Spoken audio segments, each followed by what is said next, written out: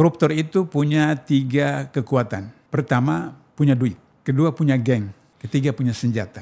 Jadi kalau misalnya punya duit enggak bisa, dia pakai geng. Geng enggak bisa, senjata. Dia dapat suara tertinggi di selatan untuk DPR pusat.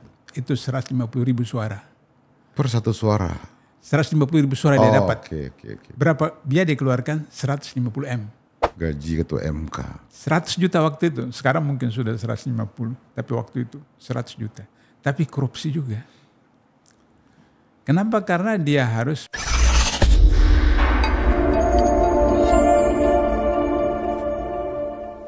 Halo Sobat Muda Indonesia, kembali lagi dengan saya Ilham Rasul di podcast Rumah Pemuda, podcastnya Pemuda Indonesia. Hari ini kita kedatangan tamu yang istimewa. Saya bahagia, saya senang sekali ketemu dengan tokoh legendaris. Siapa beliau? Beliau adalah Kakanda Abdullah Heha Mahua. Selamat datang Kakanda. Ya, baik. Hari ini saya lihat segar sekali. Amin, amin. Ya. Alhamdulillah. Mudah-mudahan Kakanda panjang umur. Amin, amin, amin.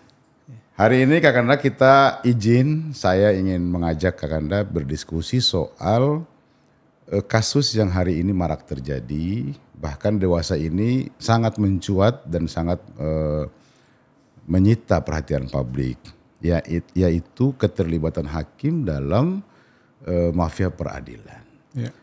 Bagaimana Kakanda Abdullah Mahua melihat kasus mafia peradilan ini dari periode ke periode? Perspektif Kakanda dulu nih kita mau lihat. Ya, yang pertama ada adagium dalam dunia korupsi itu disebut power tend to corrupt. Kekuasaan cenderung kepada korupsi. Okay. Kekuasaan besar, korupsi juga makin besar.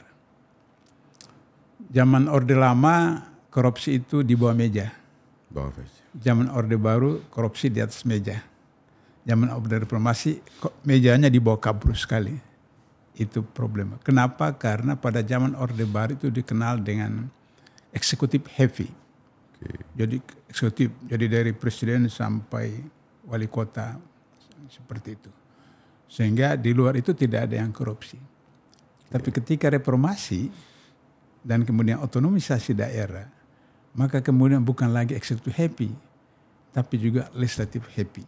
Okay. Sekarang itu tidak ada lembaga negara, pimpinan lembaga negara yang tidak ditetapkan oleh DPR.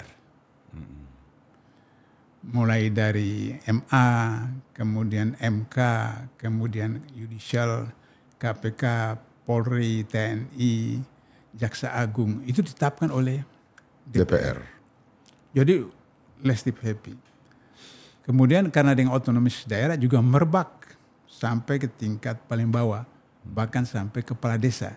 Yeah. Karena kepala desa juga dipilih dalam pilkades. Di dunia ini kos politik tertinggi itu di Indonesia. Di Indonesia. Tertinggi di Indonesia.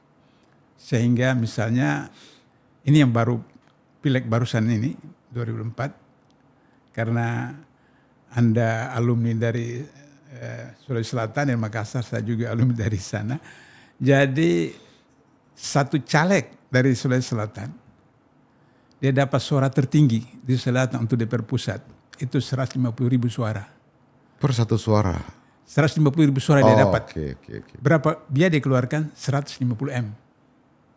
1 juta? Satu suara 1 juta. 1 juta. 150 M. Pilkada 2020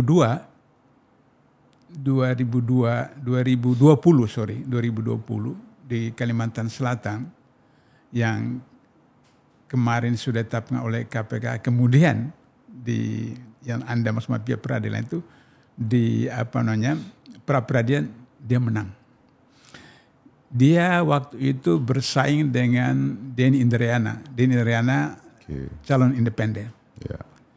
Maka gubernur ini terpilih menghabiskan 700 M. Hampir 1 tem.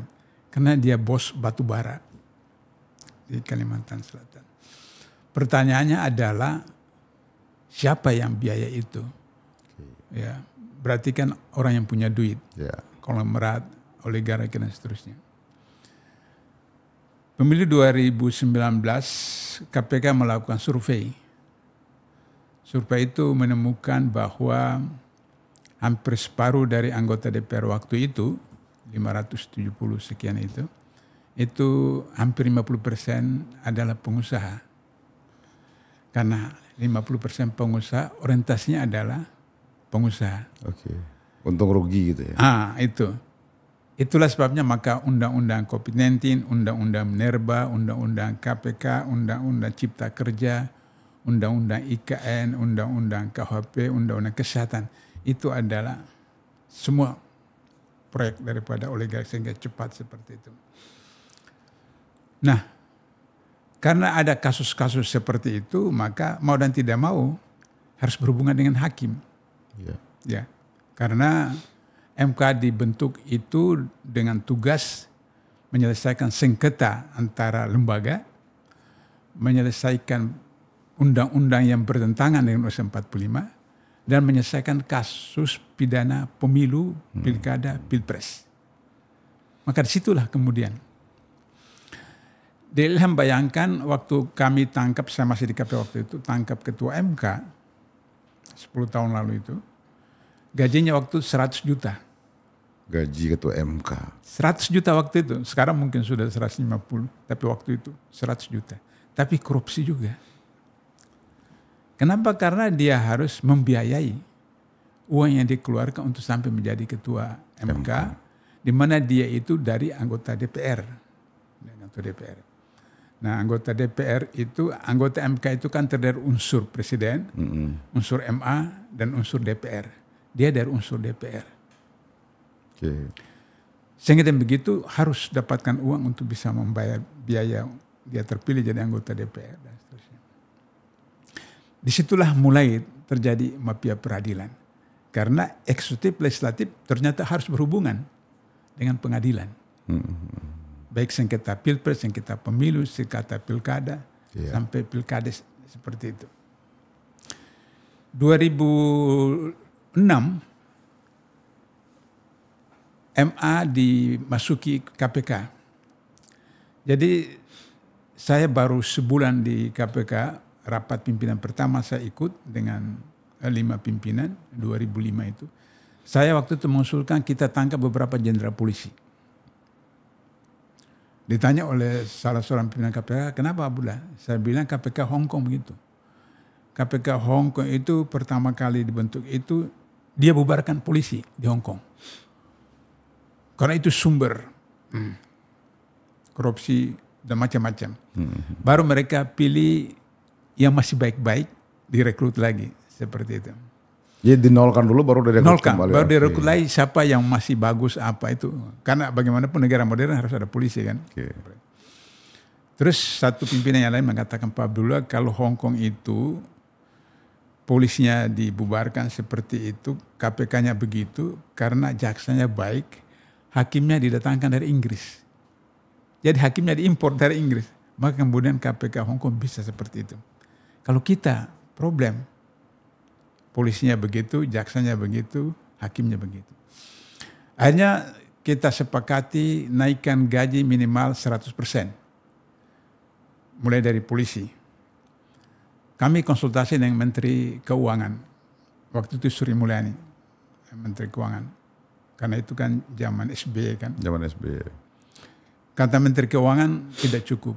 Karena polisi itu hampir 500 juta seluruh Indonesia. Naikkan 100% gajinya, APBN tidak mampu. Kalau jaksa gimana? Juga tidak mampu. Meskipun jaksa lebih kurang, jumlahnya lebih kurang dari, lebih sedikit dari kepolisian.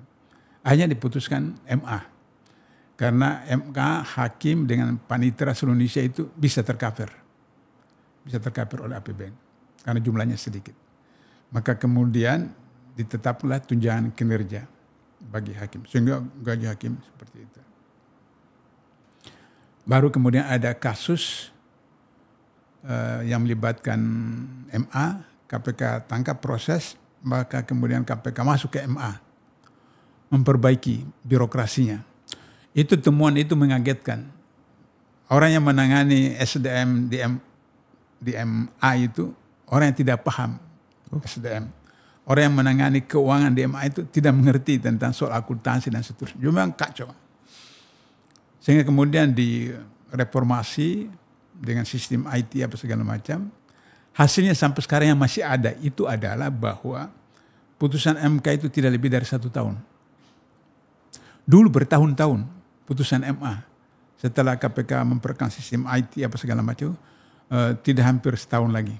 Putusan. Jadi prosesnya lebih cepat. Okay. Karena IT. Dan kemudian orang bisa mengakses langsung. Karena sudah menggunakan sistem IT. Saya harus jelaskan Mas Ilham bahwa korupsi itu extraordinary crime. Okay. Kejahatan luar biasa. Karena dia kejahatan luar biasa, maka semuanya luar biasa. Undang-undangnya luar biasa.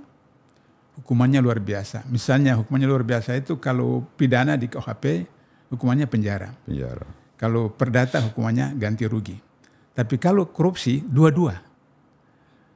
Penjara juga, ganti rugi juga. Yeah. Seperti itu, yang di korupsi itu harus diganti. Nah, begitu juga misalnya orangnya, itu juga harus luar biasa dan seterusnya. Baik pimpinan maupun SDM-nya. Saya mau ilustrasi, 2007 kami perlu 100 pegawai baru. Di KPK? KPK. Maka kemudian iklan online, pendaftaran online. 29.000 yang mendaftar. Fresh graduate. Oke. Mas Ilham tahu berapa yang lulus? Dari 29 ribu yang mendaftar itu cuma 45 yang lulus. Perlu 100, daftar 29 ribu, cuma lolos 45 yang memenuhi syarat. 2004 pimpinan KPK minta jaksa dari Kejaksaan Agung. Kejaksaan Agung mengirimkan 45 jaksa terbaik di seluruh Indonesia. Dites di KPK cuma 4 orang yang lulus. Padahal menurut Kejaksaan itu terbaik. Terbaik di seluruh Indonesia. Okay. Tapi di KPK, dites di KPK lolos cuma 4 orang. Okay. Ini saya mau berikan ilustrasi bahwa manusianya itu juga luar biasa. Seperti itu. Masyarakat, pendengar harus tahu bahwa di KPK dari pimpinan sampai pegawai paling bawah itu semua manusia. Yeah. Tidak ada malaikat. Karena manusia pasti salah. Dimanapun, termasuk para nabi pun juga punya kesalahan. Betul, tapi mereka dilindungi oleh Allah. Karena itu maka di KPK begitu diketahui ada kesalahan diproses, maka diproses. Saya 8 tahun di KPK menjadi 2 kali ketua komite etik dan 1 kali anggota komite etik. Dan kemudian ada 10 pelanggaran kode etik oleh pegawai. Dari 10 itu 6 saya ketua, 4 anggota. Dari 10 itu 2 saya pecat. Dari 4 saya pecat. Kemudian 2 pejabat itu pecat dari jabatannya, mutas jadi anggota biasa. Okay. Dan lain seperti itu. Nah, tapi kemudian akhirnya oligarki itu merasa, wah KPK ini berbahaya. Jadi DPR itu menganggap ini kita lahirkan anak macan. Kan yang lahirkan kan DPR kan. Yeah. Wah ini anak macan bisa berbahaya. Kan akhirnya kan ketua DPR juga ditangkap, sekian anggota DPR ditangkap. Nah, maka kemudian terjadilah sinergitas antara eksekutif, legislatif, yudikatif dengan oligarki, dengan konglomerat. Koruptor itu punya 3 kekuatan. Pertama, punya duit. Yeah. Kedua, punya geng. Ketiga, punya senjata. Jadi kalau misalnya punya duit enggak bisa, dia pakai geng. Geng nggak bisa senjata. Mas Ilham mungkin ingat kasus Antasari, ketua KPK. Yeah. Itu senjata yang dipakai. Yeah. Dan yang ditembak itu adalah Nasruddin, ya orang Makassar juga. Yeah, betul. Itu. Nah, itu jadi artinya bahwa senjata dipakai ketika semua tidak bisa seperti itu. Nah, sehingga akhirnya strategi dari oligarki itu harus dihancurkan. Ini KPK. Bagaimana cara menghancurkan KPK? Melalui undang-undangnya. Jokowi sebagai orang yang dibiayai oleh oligarki untuk menjadi presiden 10 tahun, itu mengamandemen Undang-Undang KPK 2019. Di LC waktu itu saya bilang, Undang-Undang KPK itu bukan melemahkan KPK, tapi mengsakratul mautkan KPK. Okay. Saya ingat betul 2019 itu di LC. Kenapa? Kalau melemahkan, Mas Ilham minum herba, minum vitamin, bisa sembuh, bisa segar kembali. Ya. Tapi kalau sakratul maut hanya menunggu waktu. Ya. Kapan sebetulnya? Nah, sakratul mautnya itu adalah sekarang. Ya, 5 hari atau 10 hari. 5 hari kalau nggak salah. Sebelum lengser, Jokowi terbitkan Perpres pembentukan Satgas Pemberantasan Korupsi di kepolisian. Dari etika kenegaraan, ketika sudah ditetapkan presiden, wakil presiden, maka presiden itu tidak boleh lagi menerbitkan kebijakan. Hanya kegiatan rutin. Tapi karena memang Jokowi itu diamanatkan oligarki untuk menghancurkan KPK, maka kemudian menerbitkan Perpres tentang Satgas Pemberantasan Korupsi di KPK. Kenapa tidak mengaktifkan KPK sebagai janji dia kampanye dari 2014-2019, tapi menerbitkan khusus Satgas di kepolisian, sehingga berarti kan mengadu antara kepolisian dan kejaksaan. Dalam Undang-Undang Nomor 19 tahun 2019 tentang amandemen Undang-Undang KPK itu, pimpinan KPK itu bukan lagi bos. Kalau misalnya kita ke kantor kementerian, yang tertinggi itu kan menteri. Kan? Betul. Kita ke kantor gubernur, yang tertinggi itu gubernur, wali kota begitu. Aneh, di KPK itu pimpinan bukan yang tertinggi. Pimpinan itu di bawah Dewan Pengawas. Pimpinan itu di bawah Dewan Pengawas. Ketika saya penasihat itu nempel begini di pimpinan. Nempel. Jadi tetap pimpinan tertinggi. Iya. Kemudian pimpinan KPK itu penyidik dan penuntut umum. Undang-undang yang lama. Undang-undang lama mereka bukan lagi penyidik dan penuntut umum. Sehingga menetapkan seorang tersangka atau tidak itu sepenuhnya otoritas penyelidik atau penyidik. Jadi itu sama dengan di kepolisian dan di kejaksaan.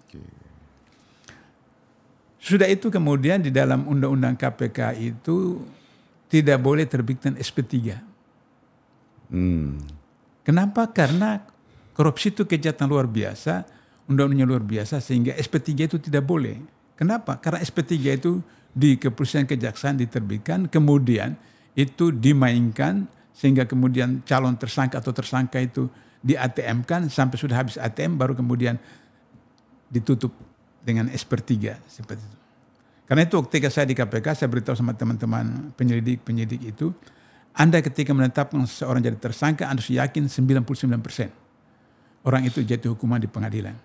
Ada yang bertanya, Pak Bulab, kenapa bukan 100%? Saya bilang 1% itu otoritas Allah. Allah bisa membolak-balikan hati manusia ketika di pengadilan. Tapi Anda secara manusia 99%. Karena itu selama saya di KPK tidak pernah ada yang menang di pra-peradilan. Tidak pernah ada. Dan semua jatuh hukuman. Terakhir itu ketua DPR menang pra-peradilan. Tapi ditetapkan lagi dengan sebagai tersangka. Dengan pasal lain akhirnya masuk juga penjara. Tapi setelah Jokowi, maka itu kemudian SP3. Maka kalau Mas Ilham sudah dicurigai oleh KPK, maka Mas Ilham ke Singapura, ke Malaysia, jalan-jalan 2 tahun. Karena di situ disebutkan, setelah proses 2 tahun tidak bisa ditetapkan tersangka, SP3. Oke. Maka akhirnya masyarakat berpikir, lah apa beda KPK dengan kepolisian dan kejaksaan? Uang sekian miliar, ratusan miliar itu, ya kalau begitu, ya nggak usah ada KPK. Kan sama juga dengan polisi. Ada SP3, menentukan itu juga penyidik, kemudian bla bla bla bla. Nah, itulah yang saya maksudkan sakratul maut dan sekarang. Okay. Nah, sehingga sekarang di dalam grup alumni KPK itu sudah banyak menginginkan, ya sudah KPK bubarkan saja seperti itu. Sehingga dengan demikian maka pra-peradilan itu kemudian jadi salah satu senjata, kemudian sampai kepada pengadilan. Jadi ketika kasus Antasari sudah persoalan internal, konsep oligarki, ketika Antasari masuk, saya WhatsApp kepada pimpinan KPK dalam rapat juga saya katakan, jangan lupa MA. Jangan sampai MA ditinggalkan. Karena kita sudah 4 tahun itu MA ditangani. Ternyata kemudian karena persoalan internal, maka kemudian terlupakan MA. Tidak dimonitor lagi. Maka kemudian kambuh kembali. Jadi 4 tahun itu tidak cukup untuk membuat orang bisa bertobat, tobatan nasuha, kambuh lagi. Sudah sistem IT, tapi jangan lupa, Mas Ilham, pengadaan barang dan jasa itu sudah menggunakan sistem IT. Procurement. Tapi pengalaman saya di KPK itu 42% yang ditangkap KPK itu berkaitan dengan pengadaan barang dan jasa. Meskipun sudah e-lelang. Padahal sudah e-procurement. Kenapa? Karena yang menggerakkan itu manusia. Jadi itu kan bisa diprogramkan. Jadi apa pilkada, pilpres dan segala macam itu apa namanya? Tetap bisa disetting sama manusia. Bisa disetting seperti itu. Betul. Oleh karena itu biasa saya katakan bahwa komputer itu pandai-pandai bodoh. Pandainya itu komputer 1.000.000 kali 1.000 kali 1.000.000 tekan keluar. Langsung. Tapi kalau Abdullah pakai password jadi password L-nya 1 sampai kiamat juga nggak bisa itu keluar. Jadi artinya maksud saya bahwa komputer itu jujur apa adanya. Jadi berdasarkan setting oleh manusianya maka seperti itu. Nah sehingga akhirnya kemudian terjadilah kasus MA, kemudian pengacara, kemudian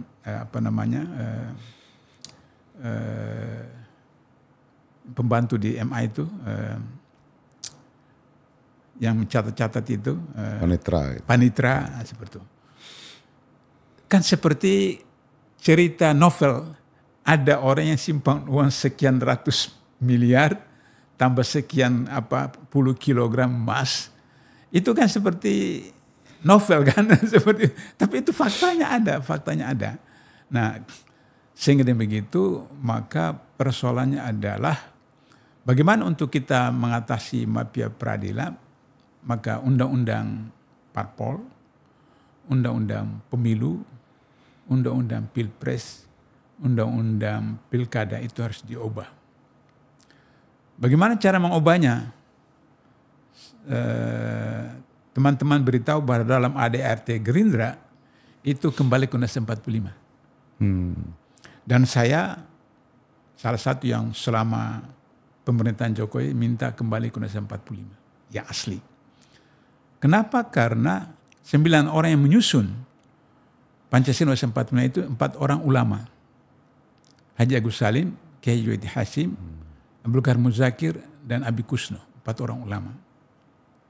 4 orang bukan ulama tapi mereka yang mengerti Islam. Soekarno itu murid Cokro Aminoto. Yeah. Bahkan mantu Cokro Aminoto.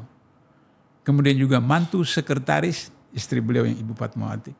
Itu anak dari sekretaris Muhammadiyah Bengkulu.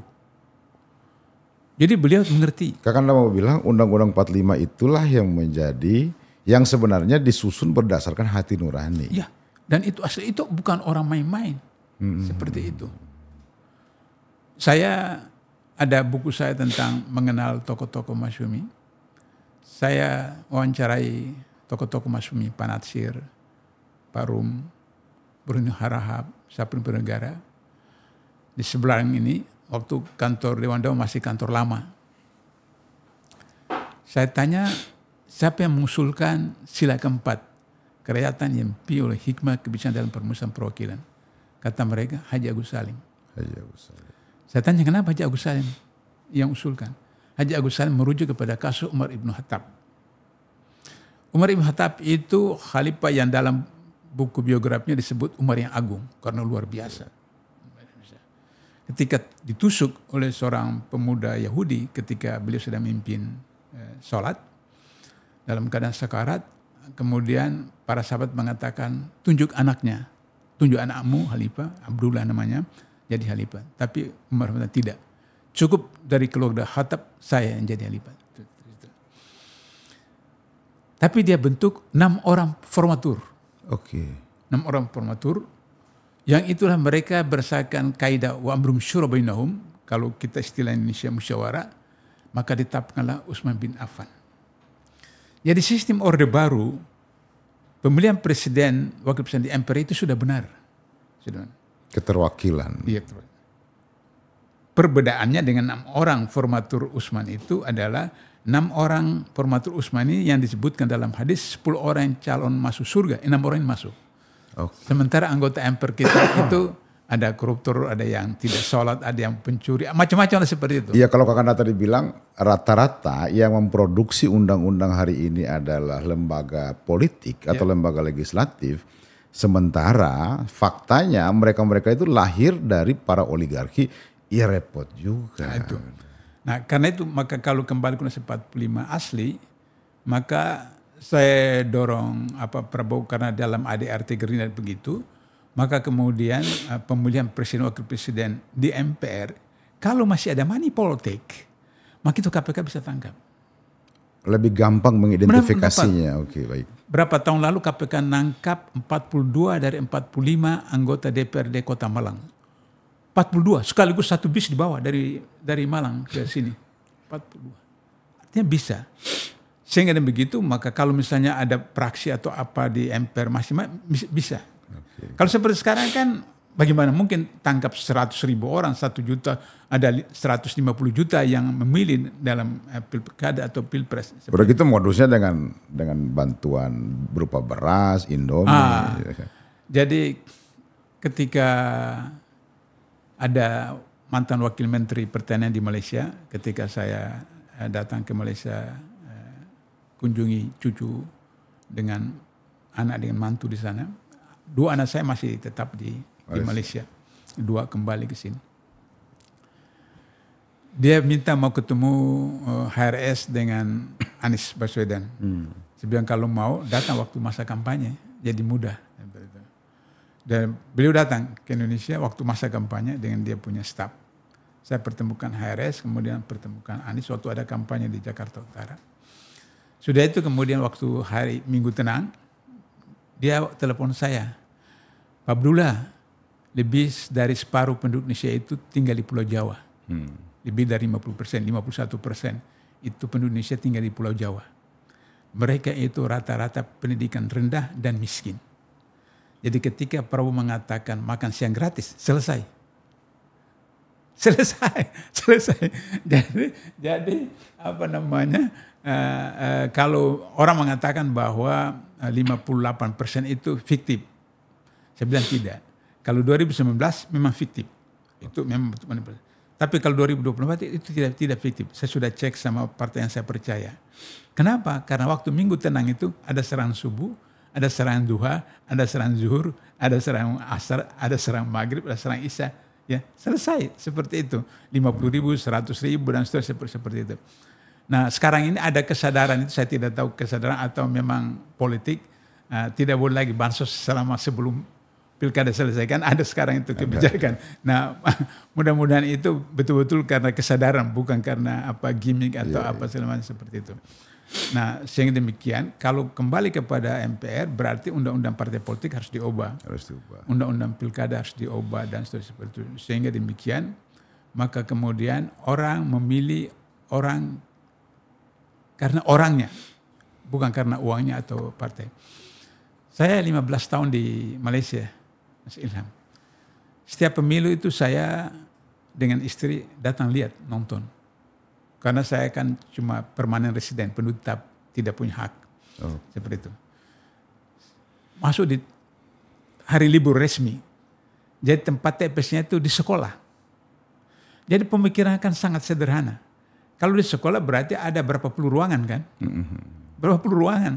Jadi satu kelas, sekian satu kelas. Seperti itu. Maka jam 12 sudah selesai kan?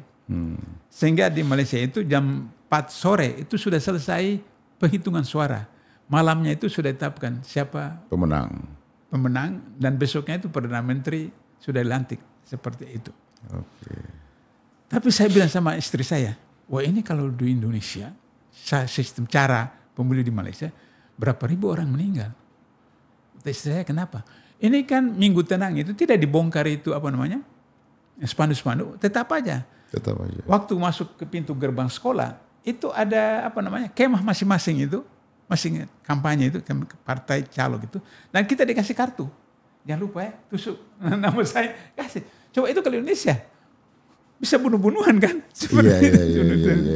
Bisa bunuh-bunuhan sebenarnya. Ada 3 posko yang berbeda di dalam satu sekolah itu ya. Bisa bunuh-bunuhan. Tapi ternyata itu tidak. Kenapa? Karena tingkat pendidikan dan tingkat ekonomi kan jauh di atas kita. Sehingga kesadaran politik itu. Dan kemudian setiap partai itu sudah punya anggota. Jadi yang datang itu anggota partainya, dia sudah tahu dia harus tusuk apa. Jadi meskipun waktu masuk itu dikasih kartu apa, kan dia ambil saja. Tapi kan dia partai A, dia pilih yang A, partai B pilih B, seperti itu. Nah, sementara kita akan tidak. Pada waktu 5 tahun seperti itu. Jadi oleh karena itu saya punya hasil penelitian, ada buku saya Jihad Memberantas Korupsi. Kenapa rakyat kemudian terima serangan fajar, serangan apa sama itu? Karena dia merasa bahwa ya hanya itulah kesempatan. Panennya 5 tahun sekali. Saya kritik anggota DPR junior. Saya bilang, kamu kenapa tidak perhatikan rakyat pemilih seperti itu? Dia bilang, sudah bang. Sudah saya bayar. Waktu pemilu itu sudah bayar. Saya sempat jadi direktur pasca sarjana di salah satu universitas di Sumatera Selatan. Ketua DPR-nya itu ketua kami di situ. Terus waktu 2019 itu kan kampanye kan lama kan. Terus saya tanya, loh Anda tidak kampanye? Enggak usah bang. Loh kenapa? Nanti menjelang dekat-dekat datang ke KPUD. Selesai. Ini ketua DPRD, ketua kami. Seperti itu. Jadi itu problem. Sehingga untuk menghilangkannya itu maka kemudian harus. Kalau Malaysia itu kan sistem distrik. Sistem distrik. Jadi orang memilih orang. Bukan memilih partai. Ya, seperti itu. Nah, memilih orang. Sehingga pengalaman saya 15 tahun di Malaysia itu kalau ada jalan di kampung itu rusak beberapa bulan, pemilu jangan harap anggota DPRD atau anggota parlemen itu dipilih, jangan harap seperti itu. Karena mereka itu. Kalau di Eropa itu dapat uang dari calon presiden, calon apa segala macam, caleg apa itu, mereka terima. Tapi mereka tidak pilih. Kenapa? Karena itu uang negara. Uang negara. Kenapa demikian? Karena kesadaran politik mereka tinggi. Ya, pendidikan tinggi seperti ini uang kita dari APBN kan, dari APBD. Pilih siapa? Kinerjanya bagus seperti itu. Karena tingkat pendidikan seperti itu. Nah, karena itu maka kita lihat Amerika kemarin itu terpilih lagi Trump. Itu saya lihat bukan karena Trumpnya hebat, tapi karena saingannya perempuan. Dan kualitas itu luar biasa. Kalau kita perhatikan kampanye itu memang jauh beda. Bahkan yang pemilu yang lalu, pilpres yang lalu Amerika, Hillary Clinton itu IQ-nya 140. Sama dengan Obama juga 140. Tapi tidak terpilih. Karena mereka sadar bahwa perempuan punya keterbatasan. Keterbatasan. Jadi saya bilang ini Amerika negara liberal tapi melaksanakan ajaran Islam. Iya. Seperti itu. Maaf ibu-ibu apa segala macam. Tapi ada keterbatasan. Misalnya yang muda-muda kan setiap bulan datang tamu kan haid. Ketika datang haid itu maka terjadi penurunan. Di Amerika ketika murid sekolah SMP, SMA itu mahasiswa haid dia diberikan kebenaran untuk tidak ikut ulangan atau ujian. Sampai selesai haid baru dia ikut. Karena hasil penelitian bahwa ketika haid itu terjadi penurunan. Penurunan. Seperti itu. Nah, oleh karena itu kembali kepada persoalan kita itu adalah bahwa kembali ke Undang-Undang 45 asli, kalau misalnya mau katakanlah nanti seperti Soeharto itu 32 tahun atau 6 periode, itu bisa.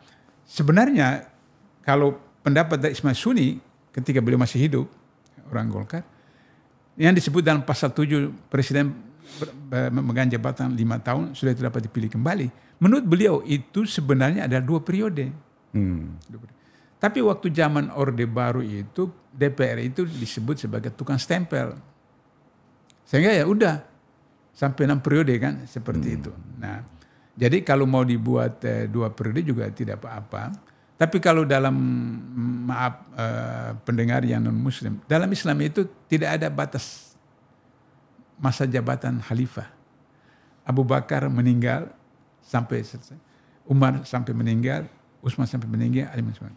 Artinya bahwa ketika dia berpegang teguh pada sumpah jabatannya selama itu, nah kinerjanya dinilai melalui itu. Kembali ke mafia peradilannya Kakanda. Tadi Kakanda menyampaikan bahwa terjadi upaya untuk melakukan pelemahan terhadap KPK. Tetapi ada fakta Kakanda. Mantan ketua KPK juga tersangka kasus gratifikasi. Ya, jadi ceritanya begini. Firly ini Deputi Penindakan KPK. Saya waktu itu Direktur Pasca Sarjana di Sumatera Selatan, saya diundang oleh pengawasan internal KPK.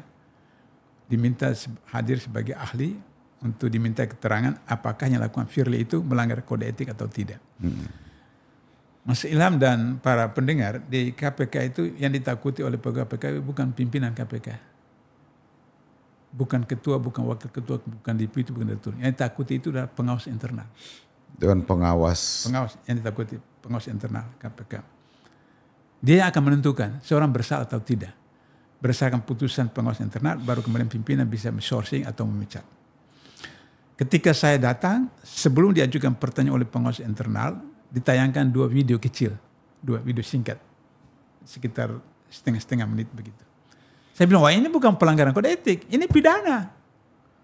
Ditanya kenapa Pak? Dalam undang-undang KPK disebutkan bahwa orang KPK tidak boleh bertemu langsung maupun tidak langsung dengan tersangka, calon tersangka, saksi, calon saksi dan keluarga. Ini dia berangkulan 2 kali dengan gubernur yang sedang diawasi oleh KPK. Maka ini pidana bukan lagi kode etik. Maka dibentuklah namanya DPP Dewan Pertimbangan Pegawai, itu terdiri dari penasehat, kemudian Deputi Penindakan, kemudian bagian di sana ada namanya yang seperti Dewan Pegawai, wadah pegawai seperti itu. Jadi wadah pegawai itu seperti penasehat bagi tersangka.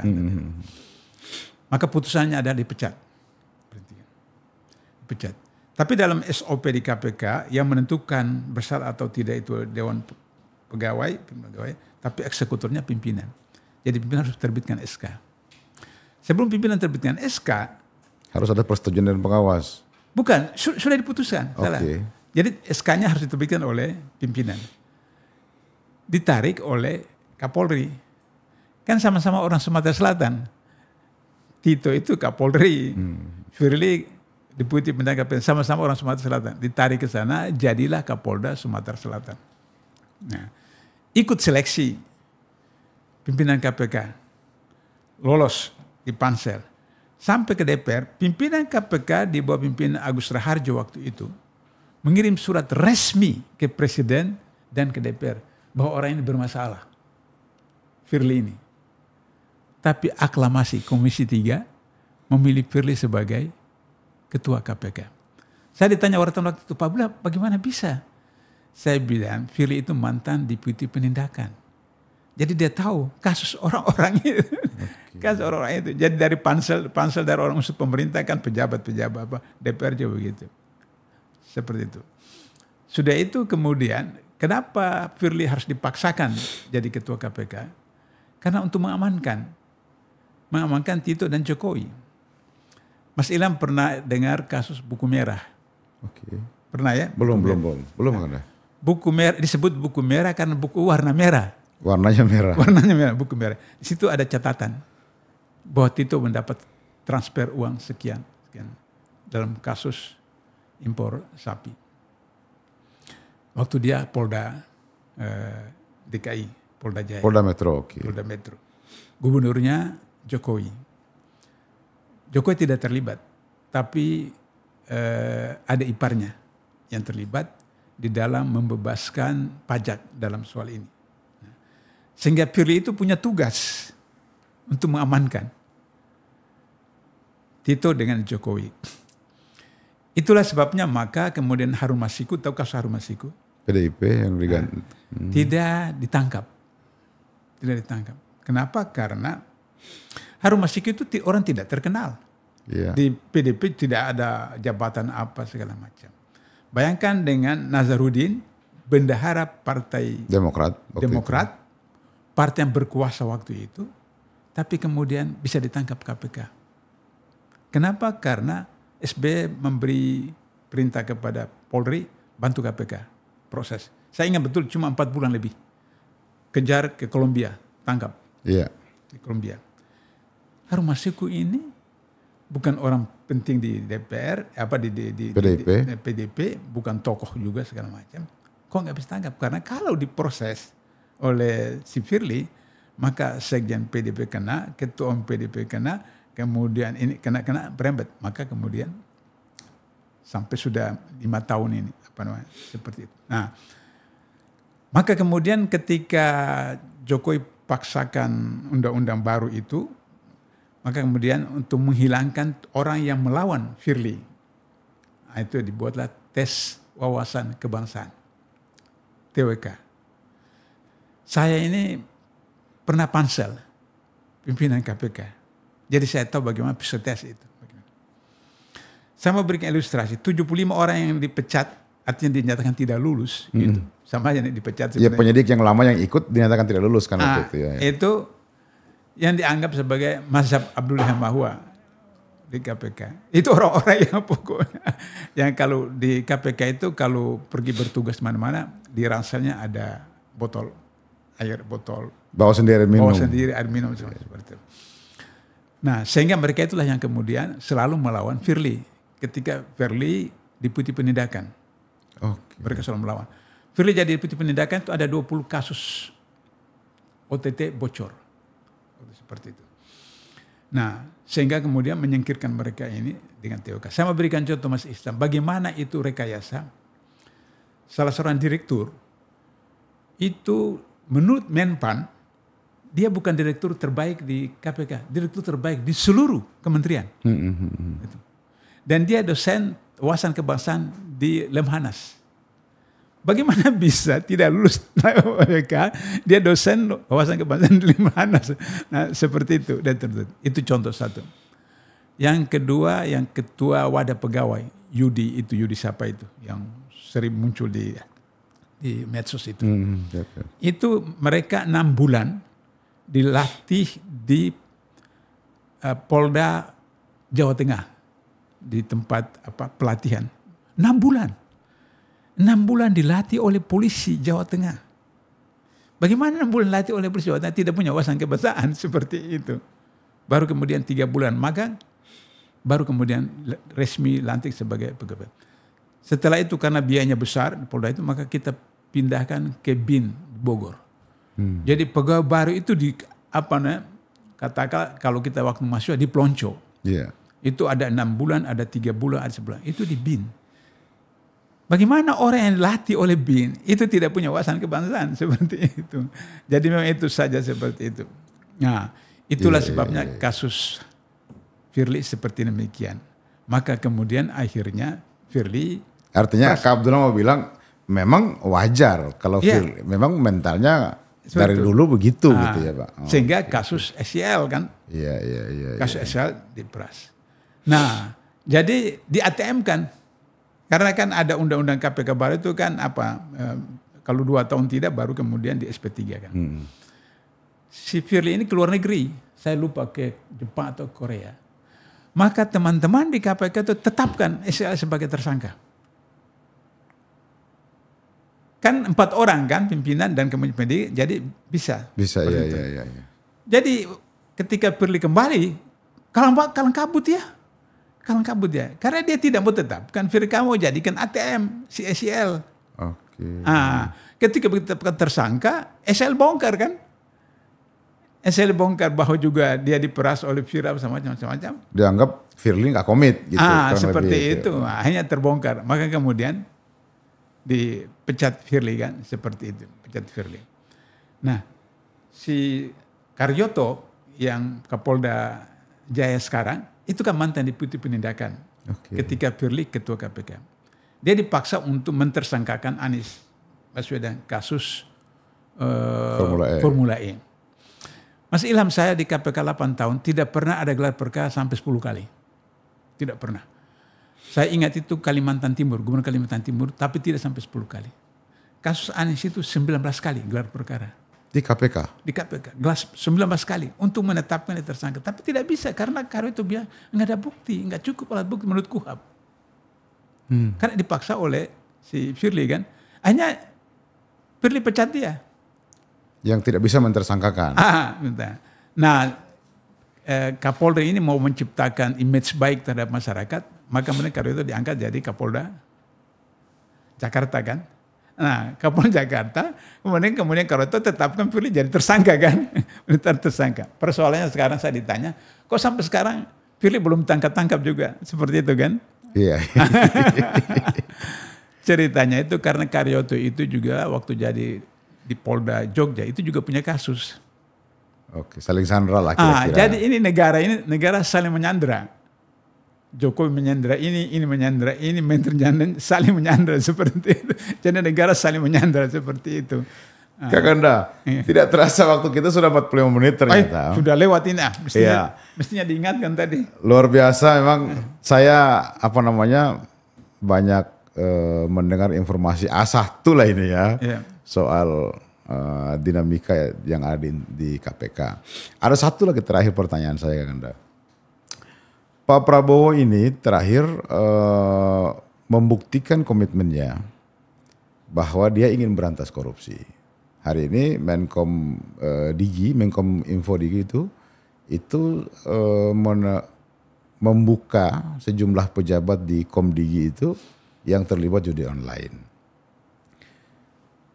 Yang kedua, saya mau tanya ke Anda, biar tidak menjadi omon-omon, seperti kata Pak Prabowo, apa yang mesti dilakukan oleh pemerintah agar keseriusan itu betul-betul nyata adanya untuk pemberantasan korupsi ke depan? Jadi judi yang konvensional itu ada bandarnya kan? Oke. Ada bandarnya. Apalagi judi online. Iya. Bandarnya. Dan bandarnya itu pasti oligarki kan? Pasti oligarki seperti itu. Yang triliun seperti itu. Rumus judi itu kan pertama, kedua, ketiga dikasih menang. Dikasih menang. Oh, kemudian bersemangat kan. Nanti sudah pada batas tertentu dihabisin kan. Seperti itu. Jadi itu judi. Karena itu judi kenapa diharamkan dalam Islam. Bukan hanya Islam. Dalam agama Samawi semua melarang judi seperti itu. Sehingga demikian maka kalau Prabowo tidak dikatakan omon-omon, saya ada baca di medsos itu Prabowo itu nyamuk atau lalat di seberang lautan kelihatan apa peribahasa lumayan saya lupa. Artinya yang di jauh kelihatan, di dekat diri sendiri. Gajah di depan mata gak kelihatan, semut kelihatan. Seberang lautan kelihatan. Jadi saya bilang, tapi ini perlu klarifikasi karena saya juga belum sempat klarifikasi. Pesawat yang dipakai Prabowo ke luar negeri itu bukan pesawat presiden yang biasa dipakai oleh oleh Jokowi selama ini itu. Tapi pesawat lain. Konon itu punya Haji Hisam. Nah sekarang pertanyaannya itu disewa atau apa? Atau tukar guling? Karena Hisam dapat 1.000 hektar sawah di Papua. Nah, ini kan problem. Iya. Problem seperti ini pikiran nakal kebiasaan yang terjadi di KPK kira-kira ini. Itu. Nah, sehingga demikian itu jadi problem. Oleh karena itu, maaf pemirsa pendengar yang non Muslim, saya mengutip ajaran Islam. Kata Rasulullah, demi Allah jika Fatimah mencuri pasti kepotong tangannya. Karena ada kasus seorang bangsawan perempuan mencuri, Nabi suruh perintahkan dipotong tangannya. Karena Al-Maidah 38 disebutkan begitu. Para sahabat bilang, ini bangsawan apa? Kemudian mereka minta tolong anak angkatnya Nabi itu untuk apa? Maka keluarlah hadis itu populer. Demi Allah jika Fatimah binti Muhammad mencuri pasti kepotong tangannya. Kemudian kalau kasus korupsinya 4 tahun yang lalu itu sudah dilaporkan Gibran dan Kaisang soal korupsi dalam soal dengan itu. Nah kalau Prabowo lakukan itu, maka itu yang sesuai dengan hadis tadi. Jika Fatimah binti Muhammad muncul pasti pemerintahan. Itu berarti tidak omon-omon. Nah, baru kemudian Prabowo meresapel kabinetnya di mana 19 atau 18 Jokowi itu disingkat. Semua kabinet dari Jokowi itu semua bermasalah. Semua bermasalah. Cuma tidak ada waktu saya menjelaskan satu persatu. Mereka punya kasus. Semua punya kasus seperti itu. Baru kemudian ada keberanian dari Polda, Jaksa Tinggi untuk kemudian seperti yang dilakukan oleh Kejaksaan Agung sekarang. Jangan sampai kemudian ada gium power tend to corrupt, lantas kemudian ya karena mereka berkuasa lakukan. Andai kata Tom Lembong itu gabung dengan Kim, apakah dia diproses? Nah itu. Tapi karena Tom Lembong memihak 01, maka kemudian diproses seperti itu. Padahal berapa menteri perdagangan yang melakukan hal lebih daripada Nah jadi oleh karena itu maka Prabowo harus melakukan itu dari dirinya, kabinetnya, baru kemudian itu merupakan salah satu kondisi memicu mereka sehingga menteri-menteri itu juga kemudian harus berpikir beberapa kali untuk melakukan apa dengan oligarki yang selama artinya ini. Semangat Prabowo untuk membangun persatuan hari ini oke, diterima banyak orang, tetapi komitmen itu tetap harus dibuktikan pada saat menjadi presiden. Sebab kalau beliau mengatakan bahwa salah satunya adalah stunting, angka stunting diturunkan, itu tidak bisa kalau korupsi tidak berantas. Stunting tertinggi itu Papua, Papua Barat, NTT. Ini daerah ikan. Maluku, daerah saya. Maluku, ini daerah ikan. Tapi kenapa stunting? Karena ikan yang mereka tangkap itu jual untuk beli beras, beli minyak, beli gula, dan seterusnya. Dan itu kemudian kita punya potensi laut itu Mas Ilham, data dari Kementerian Kelautan dan Perikanan, 20.000 triliun satu tahun. Kalau 20.000 triliun, APBN kita sekarang 3.600. 3.600. Itu berapa tahun? Itu baru laut. Kita punya 17 tambang yang itu terbesar di dunia. Yang data-data di KPK menyebutkan kalau tambang kita dikelola oleh BUMN, BUMD, bukan oligarki, maka setiap bulan satu orang rakyat Indonesia dari 280 juta itu dapat 20 juta setiap bulan gratis tanpa kerja. Oh ini statementnya Pak Mahfud MD juga pernah? Ya itu data dari KPK kan, data dari KPK yang disampaikan oleh Abraham Samad yang itu data di KPK seperti itu. Oh itu luar biasa. Jadi oleh karena itu maka kalau korupsi diberantas, tidak usah Rp1 pun pinjam uang dari luar negeri. Kita lola saja sumber daya. Hutan kita itu hutan tropis terbesar di dunia. Laut kita itu terpanjang nomor 2 setelah Kanada. Luar biasa. Seperti itu. Tapi hari ini Pak Prabowo telah membuktikan begini kan, maksudnya saya harus objektif. Hari ini telah beliau tegaskan bahwa utang petani dan nelayan akan menjadi tanggungan negara alias dihapuskan. Negara yang bayar. Itu luar biasa. Luar biasa. Kenapa? APBN kita cuma 3.600. 3.600 itu tahun depan 2025 jatuh tempo, utang kita jatuh tempo dan bunganya itu 1.000 triliun. Berarti tinggal 2.600 triliun. 2.600 triliun. Terus kemudian kabinet ini 100 menteri, ada kantor baru, pegawai baru segala macam itu dari mana? Terus kemudian makan gratis itu dari mana? Kemudian kita baca berita bahwa Cina yang akan menangani makan gratis itu, Cina. Tapi bentuknya utang. Bentuknya utang kan seperti itu. Nah oleh karena itu maka kalau misalnya itu dilakukan, jangan sampai kemudian sekarang itu dibebankan kepada rakyat. Dibebankan rakyat itu begini. Dulu pajak ASN itu 10%. 10%. Kemudian 2 tahun lalu itu untuk KIM dijadikan 11%. 1% untuk KIM. IKN. Sekarang itu dinaikkan lagi 1% jadi 12%. Oh PPH untuk ASN? Itu 12%. Sehingga akhirnya sekarang Mas Ilham pergi kemana saja, restoran atau apa, beli apa saja, mesti ada pajaknya. Mesti pajak. Jadi akhirnya kan rakyat yang terbebankan. Karena itu maka saya menyarankan untuk Prabowo harus merevisi kembali program-program yang paling elementer Dan kemudian menggunakan sistem salju. Jadi dari atas itu kecil, kemudian dia menggelinding sampai di bawah besar tapi tetap bulat. Jadi yang paling elementer saja. Dan kuncinya itu saya menganggap saya itu adalah pemberantasan korupsi. Dan untuk pemberantasan korupsi kembali ke Undang-Undang 45 asli, maka kemudian partai harus direformasi, ormas harus direformasi, maka kemudian partai-partai tidak lagi asal rekrutnya saja, tapi betul-betul kader. Kembali ke Undang-Undang Dasar 45 supaya pengaruh oligarki tidak perlu ada di republik ini. Karena menurut Kakanda korupsi ini sumbernya dari mereka. Dari mereka, dari oligarki. Terima kasih banyak Kakanda, udah sejam kita. Pemuda Indonesia, hari ini kita diberi informasi yang sangat luar biasa oleh senior kita, Kak Abdullah Hemahua. Terima kasih telah menyaksikan video ini. Saya mohon pamit. Assalamualaikum warahmatullahi wabarakatuh. Waalaikumsalam warahmatullahi wabarakatuh.